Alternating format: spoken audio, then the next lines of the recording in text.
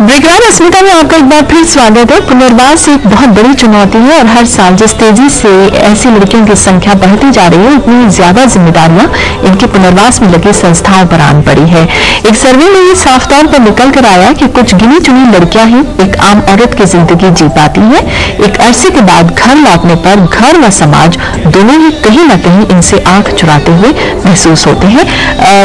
संगीता जी, अगर हम इन सुधार गृहों की बात करें जिनका जिक्र सुधा जी ने कहा था, मंत्रालय की खासकर इन सुधार गृहों को लेकर क्या सिफारिशें रही, साथ ही पुनर्वास नीति जो है वो कितनी कारगर आपको लगी? देखिए, मैं फिर अपनी विशेष योजना की तरफ आप लोगों को ले जाऊंगी, क्योंकि ये बहुत अच्छी योजना मंत्रालय चला रहा है, जिसमें उज्ज्वला में हर स्टेप का प्रोविजन है। और इसमें उज्ज्वला में रिहेबिलिटेशन पुनर्वास गृह का प्रोविजन है और उसके बाद री इंटीग्रेशन, यानी कि समाज में उन लड़कियों को दोबारा ढाल देने के लिए अलग से प्राविधान है।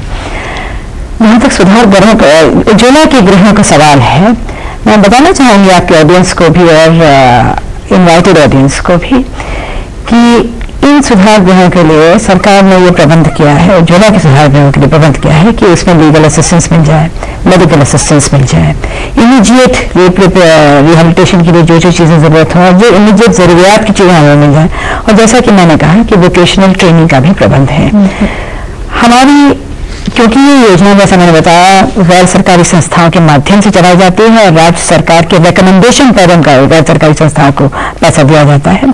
तो ये जरूरी है, हमारी रिकमेंडेशन राज्य सरकार के लिए भी ये रही है कि बहुत अच्छी डेडिकेटेड एनजीओ इस चीज के लिए आइडेंटिफाई किए जाए और राज्य सरकार अपने स्तर पर ये अवश्य देखे जब गैर सरकारी संस्थाओं को हमें रिकमेंड करता है कि उन गैर सरकारी संस्थाओं के पास इन लड़कियों के पुनर्वास के लिए विशेषकर उनकी वोकेशनल ट्रेनिंग और इस प्रकार की वोकेशनल ट्रेनिंग जो कि उनके हुनर स्तर को इस स्तर तक ला सके कि वो एम्प्लॉयमेंट पा सकें, बाजार में मार्केट में एम्प्लॉयमेंट पा सकें और इस ट्रैफिकिंग के विक्टिमाइजेशन से निकल सकें। ये हम लोगों ने उनको रिकमेंडेशन दिए राज्य सरकार को कि वो इस बात पर अवश्य गौर करें और बहुत ध्यान से उन प्रोजेक्ट्स को हम लोगों को रिकमेंड करें। कहीं न कहीं ये बहुत अच्छी लाइन आपने बता दी कि राज्य सरकारों को जिस तरह के दिशा निर्देश दिए जा रहे हैं उसके बाद तो यकीन बहुत अच्छा काम होना ही चाहिए। रविकांत जी हैं, रविकांत जी, जो जारी सरकारी अनुदान है क्या उनका सही उपयोग हो पा रहा है? साथ ही अगर हम कॉर्पोरेट सेक्टर की बात करते हैं, उनकी भागीदारी को लेकर क्या आप निश्चिंत हैं या आपको लगता है कि अगर उनकी भागीदारी इस ओर बढ़ती है तो कुछ बहुत अच्छा हो सकता है? देखिए, जो गवर्नमेंट की जो स्कीम्स होते हैं बहुत ही अच्छे मंशा से बनाई जाती है, उसकी इम्प्लीमेंटेशन जैसा कि कानून में भी है, इम्प्लीमेंटेशन में आकर के प्रॉब्लम्स हो जाते हैं। अब उज्ज्वला की हो या स्वधार की हो या चाहे जितनी भी इनके गवर्नमेंट के ग्रांट्स होते हैं, उनमें एक तो जब आप होम चला रहे हैं ग्रांट्स आएगा 7 महीने 8 महीने 9 महीने लेट, तो वो एक जो ब्यूरोक्रेटिक प्रॉब्लम है वो बहुत ही ज्यादा उस वर्क को अफेक्ट कर देता है। तो ये सारी सरकारी योजनाओं में ऐसा नहीं है कि सिर्फ महिला एवं बाल कल्याण विभाग में, ये सारी सरकारी योजनाओं में इस तरह की प्रॉब्लम्स हैं जो कि एक ऑर्गेनाइजेशन जो ट्रैफिकिंग और रिहेबिलिटेशन पे काम कर रहा है वो फंड्स के लिए भटके, उसके लिए बहुत ही मुश्किल हो जाता है कि वो प्रॉपर सर्विसेज प्रोवाइड कर सके। इसलिए बहुत सारे ऑर्गेनाइजेशंस ऐसे हैं जो नहीं लेना चाहते हैं ऐसी योजनाएं और अंत में क्या होता है कि हमारे ट्रैफिक विक्टिम्स के साथ में कुछ भी नहीं होता है। तो ये बहुत ही ग्रे एरिया है हमारे जो ट्रैफिकिंग के वर्क में और लगातार अंतर्राष्ट्रीय रिपोर्ट्स में भी आ रहे हैं कि ये बहुत बड़ी ग्रे एरिया है। हमारी जो लॉ एंड ऑर्डर की जो लॉ एंड इन्फोर्समेंट की जो हमारी कमिटमेंट थी वो धीरे धीरे बहुत अच्छे लेवल पे आ रहा है, पर उसके ये जो रिहेबिलिटेशन पार्ट है वो नहीं आ रहा। जहां तक कॉर्पोरेट सोशल रिस्पॉन्सिबिलिटी और कॉर्पोरेट सेक्टर का इन्वॉल्वमेंट की बात है, देखिए कुछ ऑर्गेनाइजेशंस ने जो फंडेड थे, इंटरनेशनली लेवल फंडेड थे, कुछ अच्छे स्कीम्स आए हैं, लाइक एक अमूल के साथ IOM के साथ मिलकर के हुआ था, यहाँ प्रयास ने भी IOM के साथ मिलकर के किया था। तो वो सारी जो योजनाएं होती हैं वो जब तक वो प्रोग्राम्स होते हैं, वो डोनर सपोर्ट होता है तब तक वो चलता है। उसके बाद बहुत ऐसे प्रोग्राम्स होते हैं कि रुक जाते हैं और बहुत से ऐसे चलते रहते हैं। तो कुछ 1-2 ऑर्गेनाइजेशंस ने गोवा में अर्ज ने किया है, झारखंड में एक्सेप्ट झारखंड कर रहा है, तो कुछ ऐसे ऑर्गेनाइजेशंस हैं जो कर पा रहे हैं क्योंकि उनको सपोर्ट भी मिली और उसको फिर उनको गवर्नमेंट की सपोर्ट, गवर्नमेंट की भी जो सपोर्ट है वो मिली। पर जहां तक कॉर्पोरेट की सपोर्ट आती है वहां पर आकर के एक बहुत ही ऐसा एरिया है जहां पर कॉर्पोरेट सेक्टर एकदम अपनी कमिटमेंट कर नहीं पाता है। और हमने देखा है कि कई ऐसे प्रोग्राम्स में कॉर्पोरेट सेक्टर को बुलाया भी गया, वो कमिटमेंट भी किए, पर बाद में आकर के वो कमिटमेंट धीरे धीरे खत्म हो जाती है। कहीं ना कहीं आपको लगता है तो कॉर्पोरेट की भागीदारी बढ़नी चाहिए और एकदम बढ़नी चाहिए, एकदम बढ़नी चाहिए। और जो एड की बात आपने कही कि कहीं ना कहीं एड जो 7 या 8 महीने का जो डिले होता है वो ना हो तो लोगों का दिल भी बनेगा उस काम को करने के लिए। सुधा जी, अगर जो आपके पास, क्योंकि आपके पास तो वो लड़कियां बहुत सारी होती हैं जो कहीं ना कहीं इस तस्करी के जाल से छूट कर पहुंचती हैं, तो उनका दिल क्या कहता है, उनकी जो मानवीय संवेदना है, उनकी जो दुख है, घर का नहीं अपनाया जाना और फिर सुधार ग्रहों की तरफ आ जाना? सुधार गृह में आती है वो कुछ आशा लेके ही आती हैं, पर जैसे कि अभी हमारे साथी ने बताया है, जो है शक्तिशाली 24 साल से अपना शेल्टर होम चला रही थी और वो केवल गवर्नमेंट के उससे नहीं चला रही थी, फॉरेन फंड से, पर अब इतनी विडम्बना है यहाँ पे हिंदुस्तान के अंदर, आप ग्रांट लेते हैं हर चीज पे मिल जाएगी, पर शेल्टर होम के लिए कोई भी आपको ग्रांट नहीं देगा। फॉरेन फंड या कोई भी शेल्टर होम के लिए डायरेक्ट ग्रांट नहीं है। वजह क्योंकि उन्होंने इश्यू रखा ही नहीं है। और गवर्नमेंट की जो ग्रांट पे जो मतलब एक हाथ पैर जोड़ के जैसे भी वो आती है, जैसे बताया हमारे साथी ने, इतनी डिले हो जाएगी तो लड़कियां कहाँ जाएंगी, क्या जाएंगी? वो तो डेली आपको खाना खिलाना है, डेली उनकी रिहेबिलिटेशन करनी है, अगर वो स्कूल गई है तो उनका खर्चा भी देना है, क्योंकि टीचर स्कूल वो भी चाहेगा कि वो ऐसे डिले हो या शेल्टर होम से आ रही है या कहाँ से आ रही है, तो आप कितना उसको वो करेंगे? तो ये सारी जो प्रॉब्लम हो जाती है इकट्ठी, तो शेल्टर होम एक टाइम में तो नकारा हो जाएगा या बंद करना पड़ेगा, जैसे कि हम लोगों ने भी किया। जब गवर्नमेंट की एक छोटी फंडिंग आती है, टोकन मनी आती है, और दूसरी फंडिंग आती है तो वो इकट्ठा होकर बहुत अच्छी चलती है। एक टाइम में हम लोगों ने शेल्टर होम चलाया, बहुत अच्छा था, इंटरनेशनल के फॉरेन वुमेन्स भी आके वहां रही है। अच्छा। और उन्होंने बहुत अच्छा बोला उसको।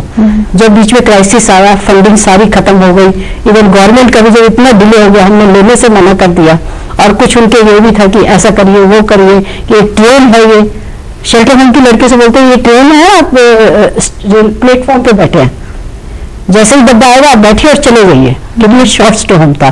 जो देर से लड़कियां रह रही थी और वो बेचारी क्या सोचती, क्या नहीं, उनके लिए तो ट्रॉमा है। फिर हम लोगों ने कुछ पैकेज भी बनाए थे, 3-4 लड़कियों को इकट्ठा करके काम दिला करके अलग से होम भी बनाए, पर एकल वुमन का रहना बहुत मुश्किल है। बहुत बड़ी बात। तो इसी पर मैं रिंदार साहब आगे आपसे जानना चाहूंगी, जैसे कि ट्रैफिकिंग आप और हम सब जानते हैं ऑर्गेनाइज क्राइम है, बाकायदा जो इस लड़कियां इस चक्रव्यूह में पहुंच जाती हैं, इनको जब वहां से निकाल के लाया जाता है, फिर इनको एक रिहैबिलिटेट, जैसे कि उन्होंने कहा कि रेल का डिब्बा है, रिहैबिलिटेट किया गया, लेकिन वो पूरी तरह से नहीं हो पाया, अगेन वो उसी चक्रव्यूह में पहुंच जाती हैं जहां से उनको छुड़ा कर लाई थी, जहां पुलिस फोर्स लगी थी, जहां रेस्क्यू ऑपरेशंस हुए थे। अब ऐसे में इनकी रिहैबिलिटेशन को करना कितनी बड़ी चुनौती है? इसमें 2 बातें हैं।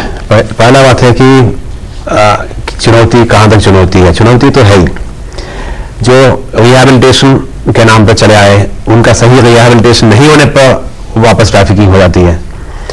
दूसरा, रिहैबिलिटेशन होता ही नहीं है, तो दोनों तरह से परेशान है। तो हमारे रिसर्च के मुताबिक जो रिहैबिलिटेशन के नाम पर कुछ ना कुछ रेस्क्यू हो चुका है, रेस्क्यू होने के बाद भी अराउंड 50% रीट्रैफिकिंग हो जाते हैं। 50%, 50%, काफी बड़ा संख्या है। रिहैबिलिटेशन होने वाले जो है उसमें कई लोग अच्छे लेवल पर चले आते हैं, कुछ लोगों का रिहैबिलिटेशन होता ही नहीं है। काउंसलिंग इटसेल्फ, काउंसलिंग में आप देखेंगे सही तरीके से ट्रेन्ड काउंसलर काउंसलिंग नहीं करेंगे, उसका उल्टा असर पड़ेगा, उल्टा असर पड़ेगा। तो अच्छा हुआ कि उसको काउंसलिंग नहीं कराया जाए। मगर इसके बावजूद भी, ये सब के बावजूद भी मेरा जनरल असेसमेंट है कि हिंदुस्तान में रिहैबिलिटेशन पर और रिहैबिलिटेशन के पोस्ट रिहैबिलिटेशन पर काफी अच्छा काम हुआ है।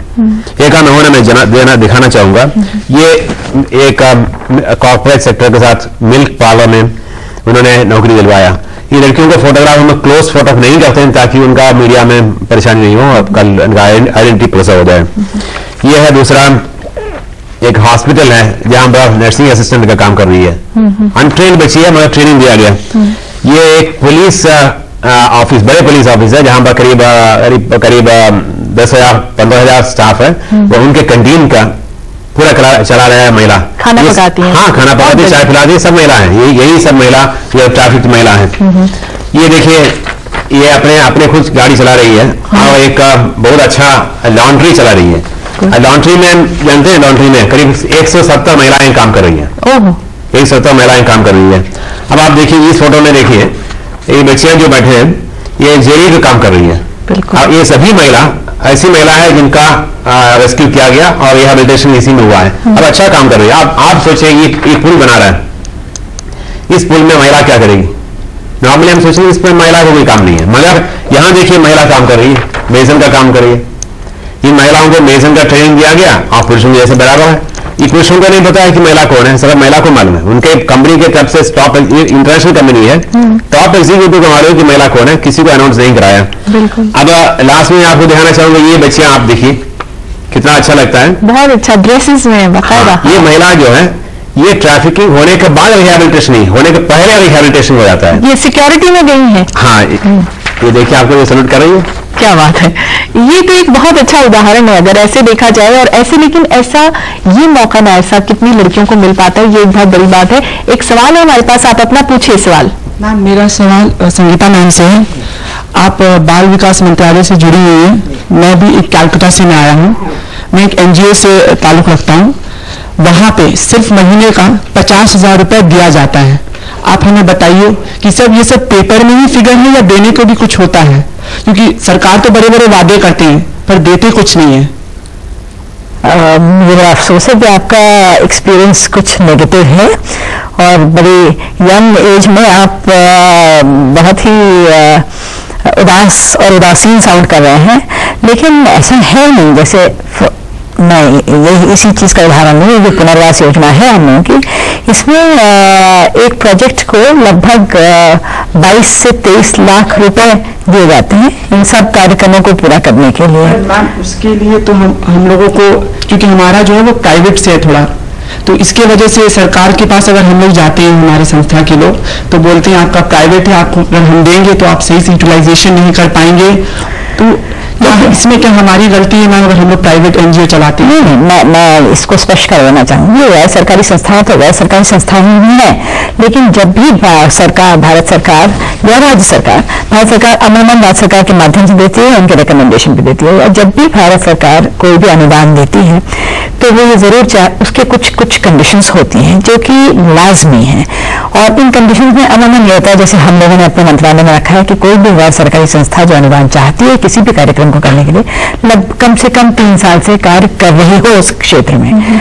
उसके अलावा उसकी वित्तीय हालत, माली हालत ऐसी हो कि किसी वजह से उसके अपने, अभी एक बात उठी कि बहुत देर में अनुदान आ पाता है। मैं ये कहना चाहूंगी कि इसके 2 पहलू होते हैं। इस प्रकार के किसी भी चीज के 2 पहलू होते हैं।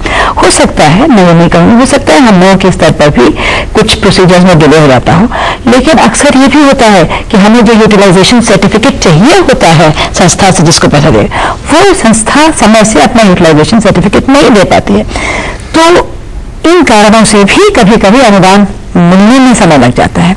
तो हम लोग ये देखते हैं कि कम से कम 3 साल के लिए वो पहले से उस क्षेत्र में काम कर रहे हो, रजिस्टर्ड हो, और उसकी अपनी वित्तीय हालत ऐसी हो, उसके पिछले 3 साल का टर्नओवर पॉजिटिव हो, जिससे कि वो आगे कार्यक्रम चला सके। अगर किसी वजह से, उसकी वजह से, हमारी वजह से अगर कहीं कुछ डिले हो तो और हम लोग राज्य सरकार से ये कहते हैं, अमूमन इन सारे अनुदान योजनाओं में कम से कम 2 टुकड़ों में पैसा दिया जाता है।